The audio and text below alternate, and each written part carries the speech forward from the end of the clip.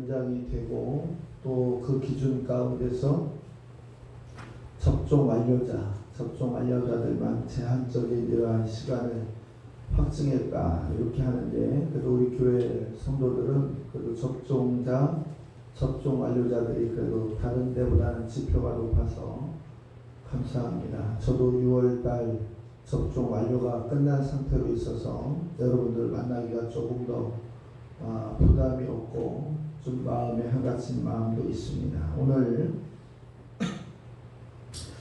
욥기서 5장의 말씀을 통해서 하나님이 행하십니다 라는 말씀으로 우리가 이번 한 주간을 살아갈 수 있는 영적인 메시지를 찾고자 이렇게 말씀을 찾았습니다. 구약 성경은요, 여러 가지 사건과 여러 사람의 인물들을 소개하고 있는데 그 대표적인 사람 중에 하나가 욥이었어요. 욥은 욥기서의 내용을 보면 가혹하다 할 정도, 정말 하나님이 살아계시다고 한다면 정말 이 정도까지 내려가야 될 것인가 라고 하는 시련을 주셨는데도 불구하고 그 시련을 견디고 이겨서 이전보다 더하였던 축복을 받았던 신앙의 절개를 지켰던 사람이라고 소개했던 인물이 욥이라는 사람이에요. 오늘 코로나19라고 하는 전 세계적 이 위기의 상황 속에서 우리의 예배가 제한되고 삶이 제한되고 경제가 제한되고 모든 것 하나가 이렇게 쉽게 풀리지 않는 어려움 가운데 있을 때 오늘 우리는 욥을 보면서 하나님이 행하시는 것, 하나님이 어떻게 우리의 삶 속에서 주관하고 계시고 우리를 이끌고 계신가를 우리의 눈과 귀와 온몸으로 체험하면서 하나님이 행하셨습니다.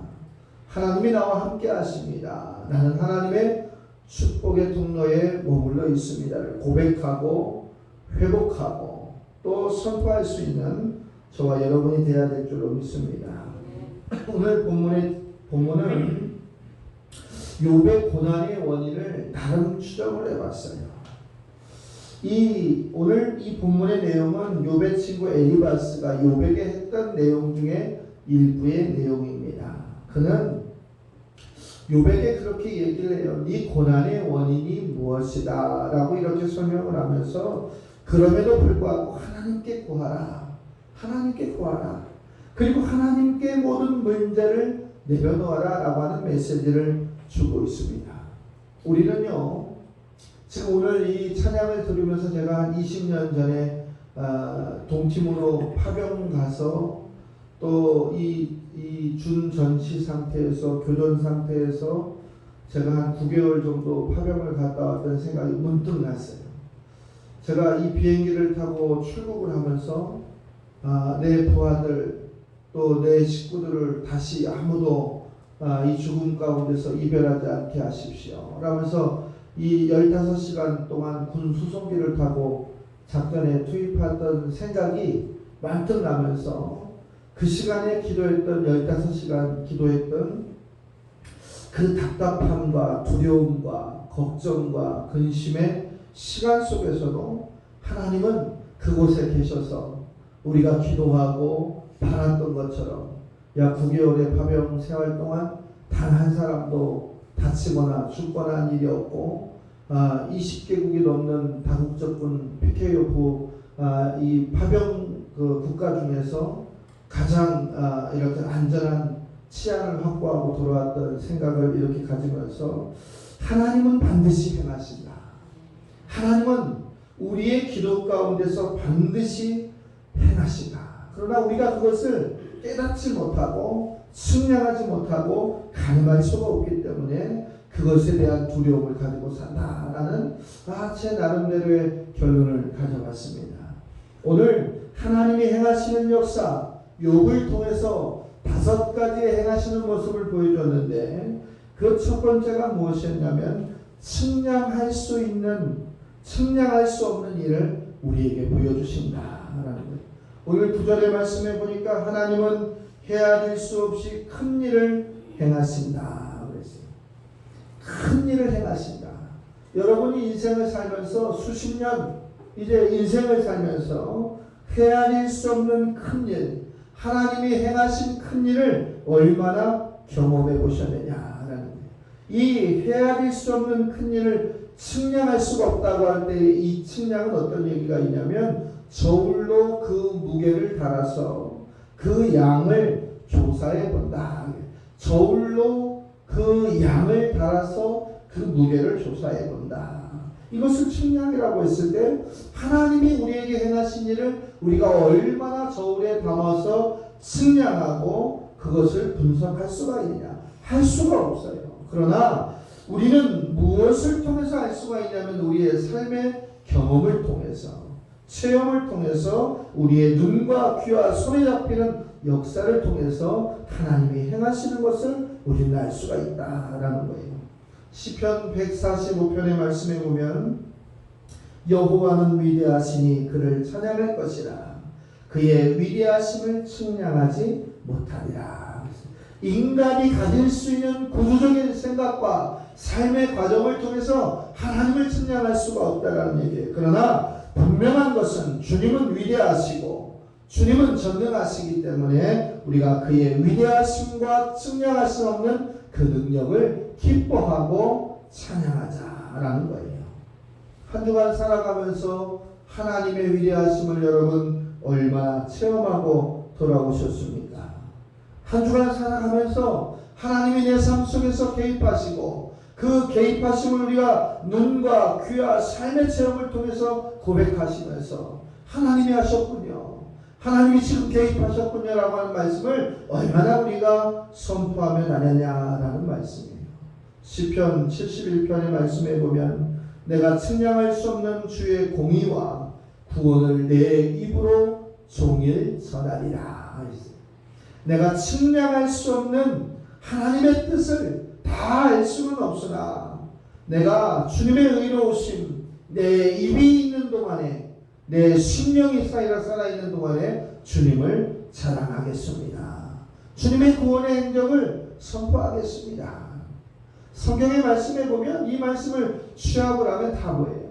우리의 먹고 마시고 취하는 모든 것이 하나님을 위해서, 하나님의 영광을 위해서, 구원의 확장을 위해서 사용되기를 원하는 자들이 크게 쓰임을 받았고 그들이 복된 길을 살았다라고 하는 답을 우리는 추적할 수가 있어요. 지옥에 갈 수밖에 없었던 우리의 영혼을 천국의 시민권으로 이끌어 주신 분 누구입니까? 예수 그리스도예요.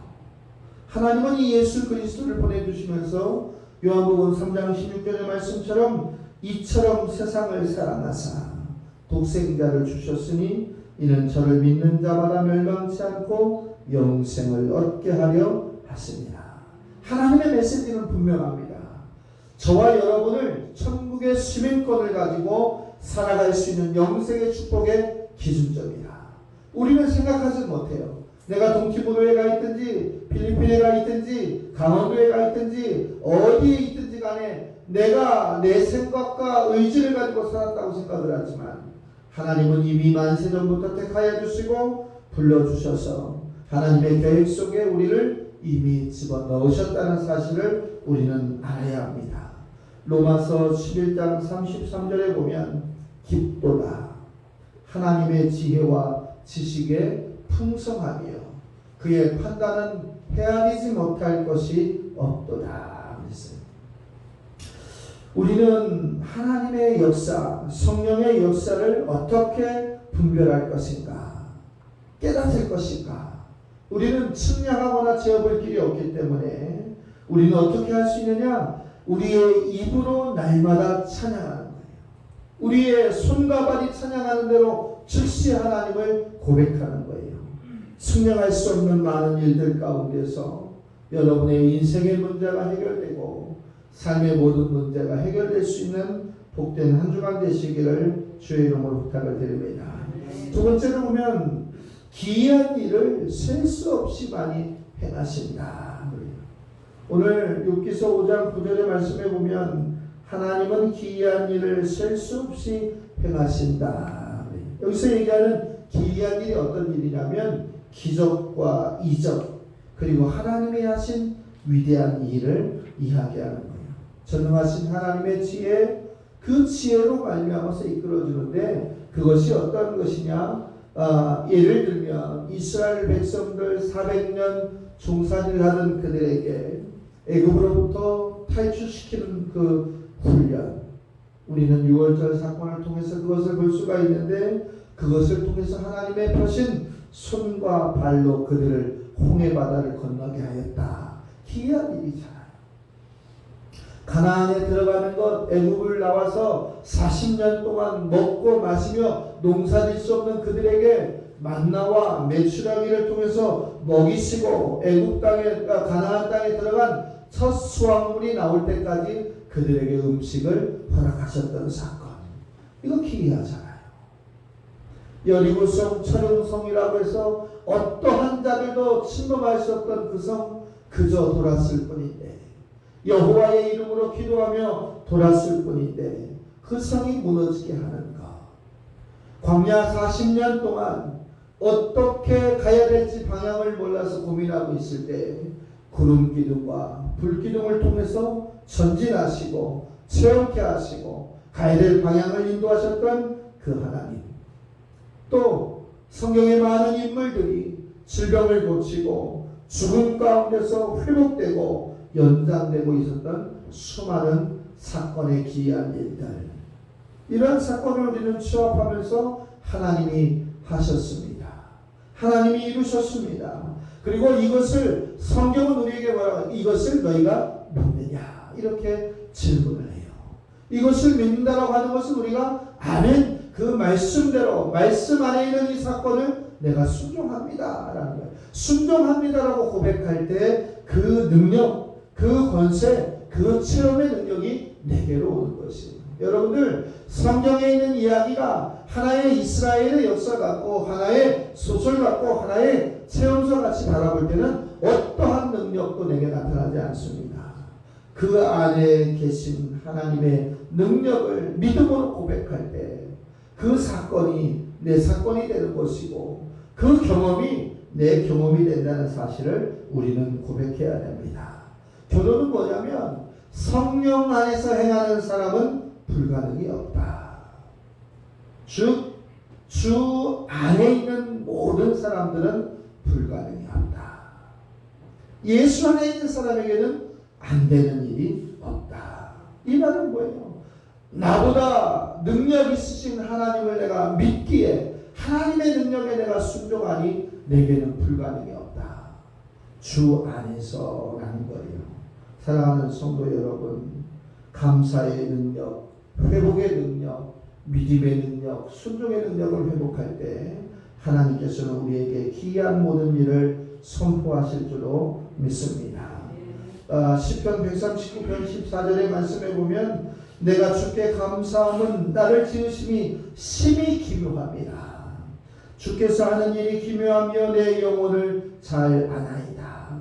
내가 어떻게 태어났는지 그것도 오묘하고 주께서 행하신 일이 무엇인지 그 일로 인해서 내가 감사합니다. 우리는 부모라고 하는 육신의 혈육을 통해서 이 땅에 태어났지만 성경의 말씀을 빌어서 보면 그것을 창조하시고 이끄시고 계획하신 분은 하나님이셨다는 사실이에요.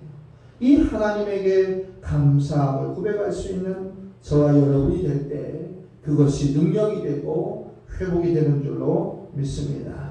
오늘 욥을 통해서 세 번째로 주신 것은 뭐냐면 하나님이 행하시는 것, 낮은 자를 높여주신다라는 거예요. 11절의 말씀에 보니까 낮은 자를 높이 드시고 애곡하는 자를 이끄시며 구원에 이르게 하느니라.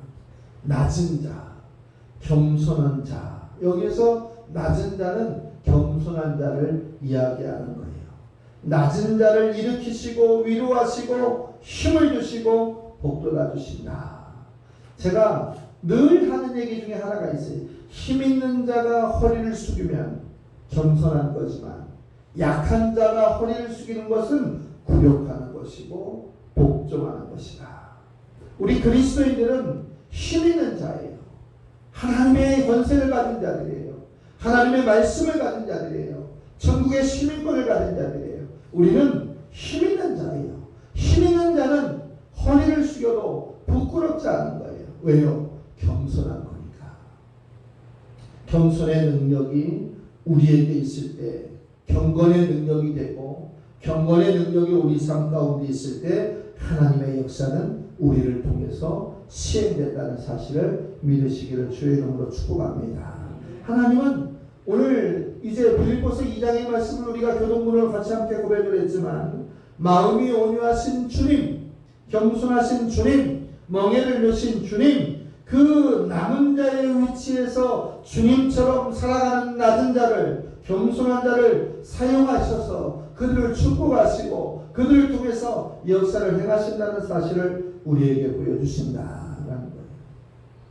여러분을 통해서 많은 능력을 경험해보고 하시고, 여러분을 통해서 많은 능력을 주시기를 하나님은 원하신다라는 거예요. 잠언 16장 19절의 말씀해 보니까 겸손한 자와 함께하여 마음을 낮추는 것이 교만한 자와 함께하여 탈취물을 나누는 것보다 나으니라. 낮은 자, 겸손한 자, 무릎을 꿇는 자, 섬기는 자, 그러한 사람과 함께하는 것이 교만한 자, 부유한 자, 권세 있는 자, 그리고 하나님을 두려워하지 않는 자들과의 탈춤을 나누는 것보다 나으니라 그랬어요. 하나님은 겸손한 자를 사용하십니다. 마음을 낮추시고 순종하는 자를 사용하십니다. 잠언 16장 20절의 말씀에 그거를 보면 삼가 하나님의 말씀을 주의하는 자에게 복을 허락하여 주신다. 이 말씀은 눈을 뜨고 눈을 감는 시간까지 하나님의 말씀이 생활의 지침이 되고 기준이 되고 회복이 될 수 있도록 읊조리는 사람에게 은혜를 주신다라는 말씀입니다. 네 번째는 하나님은 가난한 자에게 소망을 주신다. 욥기 5장 16절의 말씀에 보니까 그러므로 가난한 자가 희망이 있다. 여기에서 가난한 자는 어떤 사람이냐? 악인들로부터 까닭없이 고난을 당하는 자들, 긍휼의 은혜를 사모하는 자들을 가난한 자다 이렇게 표현했어요. 반드시 악인들로부터 까닭없이 고난을 당하고 있는 자들, 연약한 자들에게 하나님은 반드시 소망이 있게 하신다, 행하신다, 희망을 주신다라는 거예요. 사람이 그 고난 가운데 있을 때, 앞뒤에 보이는 것이 없을 때 가장 많이 무너지고 극단적 선택들을 많이 합니다. 그러나 하나님은 가난한 자에게 희망을 주시고 가난한 자를 지켜보아 주시고 그들을 통해서 믿음에 부유한 자가 되게 하시고 물질에 부유한 자가 되게 하시고 정신에 부유한 자가 되게 하시고 건강에 부유한 자가 되게 하셔서 그들의 삶을 회복시켜 주신다라는 거예요. 마태복음 5장 3절의 말씀에 보니까 심령이 가난한 자는 복이 있나니 천국이 저희의 것이며. 여러분은 이 땅에 사는 이 짧은 100년의 인생에 이제 모든 목숨에 근거를 거는 것이 아니라 영원한 천국의 소망을 갖는 저와 여러분이 되시기를 주의 이름으로 부탁을 드립니다. 이사야 41장 10절의 말씀에 보면 두려워하지 마라. 내가 너와 함께 할 것이다. 놀라지도 마라. 내가 너의 하나님이 될 것이라. 내가 너를 굳세게 하리라. 참으로 너를 도와주리라. 참으로 나의 의로운 오른손으로 너를 붙들리라. 우리는 두려워할 필요가 없는 거예요. 거룩하신 하나님이 나와 함께 하시고 내 손을 잡아주시고 나를 이끌어주시고 나를 택하여 주셨다는 이 말씀에 우리가 순복한다고 한다면 내게도 지금 소망이 있다. 가난한 자의 심령을 가진 내게도 하나님이 행하실 수 있는 소망의 근거가 있음을 위로받으시기를 주의 이름으로 부탁을 드립니다. 마지막으로 하나를 더 보면 아프게 하시다가도 싸매주시는 하나님이 우리에게 그러한 역사를 허락하신다. 오늘 18절의 말씀에 보니까 하나님은 아프게 하시다가 싸매시며 상하게 하시다가 그 손으로 고치시나니 그랬어요. 이 얘기는 찌르기도 하시지만 싸매기도 하시고 상하게도 하시지만 손수 낫게도 해주신다 라는 말씀이에요. 그러니까 이 백성들이 부패한 부분이 있을 때는, 연약한 부분이 있을 때는 그것을 멈추고 고치라고 상처를 주기도 하시지만 그것을 방치하지는 않는다라는 거예요. 여러분의 아픈 것, 여러분이 위로를 받아야 될 것, 여러분이 상처를 가지고 있는 그분, 그것은 하나님이 개입하실 그곳이라는 사실로 여러분이 소망과 위로를 받으시기를 주의 이름으로 부탁을 드립니다. 욥기서 전체의 메시지를 간략하게 보면 욥의 이전과 이후는 반드시 달랐다. 욥이 가졌던 고난의 이전과 고난 이후의 삶은 반드시 달랐다라는 거예요. 우리 성도들의 삶도 뭐예요? 예수 믿기 전의 삶과 예수 믿기 이후의 삶은 반드시 달라야 된다. 날마다 회복하고 성장하는 것이 성도의 모습이지, 퇴보하고 이제 주저하는 것이 성도의 모습은 아니다라는 거예요. 욥의 이러한 고난의 이야기를 통해서 여러분의 삶의 간증거리가 나타나고, 여러분의 삶의 이적거리가 나타나고, 체험거리가 나타나서 하나님의 영화로움을 선포할 수 있기를 주의 이름으로 부탁을 드리겠습니다. 말씀을 정리하겠습니다.